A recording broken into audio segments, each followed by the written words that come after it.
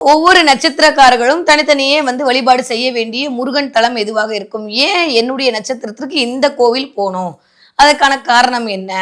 ஒருவேளை இத்தனை நாள் நான் தவற விட்டா கூட இந்த கோவில் போனப்புறம் எனக்கு சரியா போயிடும் அப்படின்ற நம்பிக்கையில் நான் நகரப் போகிறேன் என்ற வாக்குறுதியோடெல்லாம் கூட ஒவ்வொரு எபிசோட நம்ம கடந்துகிட்டே வரும். அந்த வகையில் இப்பொழுது உங்களுக்கான யூனிக்கா உங்களுடைய நட்சத்திரத்திற்கென்று அமைய பெற்ற முருகன் தலம் எது என்பதை பத்தி நாம் விரிவா பேசிட்டு இருக்கோம். அதுக்கான காரணத்தையும் பேசிட்டு இருக்கோம்.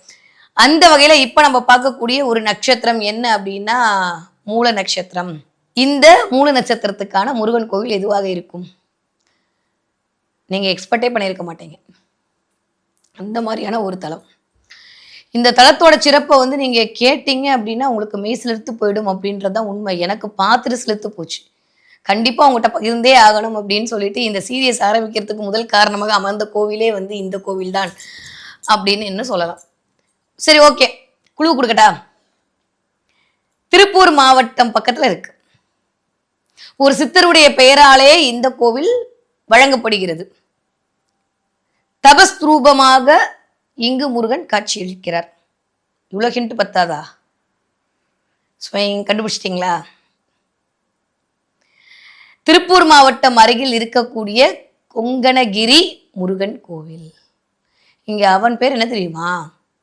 திருப்பேர் அருளாளன். இவ்வளவு அழகா இருக்குல்ல? பேர் அருளாளனமா, சாதாரண அருள்லாம் கிடையாது. ஏன்னா பாக்கியத்தை வழங்கக்கூடிய வீடு அல்லவா அது. எல்லா பாக்கியத்தையும் கொண்டு கொடுக்கக்கூடிய ஒரு இடம்னா 9ஆம் இடம் தான். இந்த 9ஆம் இடம் தான் பாகியஸ்தானம். 9ஆம் இடம் தான் அப்பாவை குறிக்கிற இடம். 9ஆம் இடம் தான் குருவை குறிக்கிற இடம்.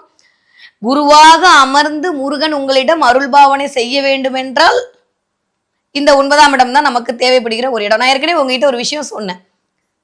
செவ்வாய் அப்படின்னு சொல்லக்கூடிய இந்த முருகன் இந்த 2 வீடுகளில் மட்டும்தான் தன்னுடைய நட்சத்திரத்தையோ தன்னுடைய இணைவையோ கொடுக்காம அவன் குருவாக இருந்து உங்களுக்குள் இயங்குவதற்கான தலம் இந்த 9ம் 12ம்.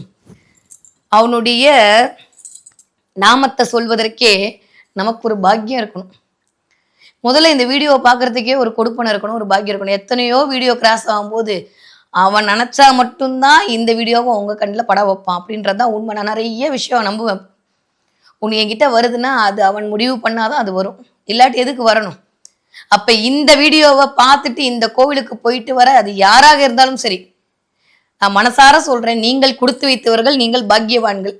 முருகன் உங்களுக்கு அருள் புரிவதற்காகவே இந்த வீடியோவை உங்க கண்ணில் பட வைத்திருக்கிறார். ஏன்னா அவ்வளவு மேஜிக் பண்ணக்கூடிய ஒரு இடம் தான் இந்த கொங்கணகிரி முருகன் கோவில். திருப்பேர் அருளாளன். அவன் பேரை பார்த்தீங்களா அப்படியே சொல்லும் போதே சிலிர்க்குது இல்ல? பேரருளாளன்.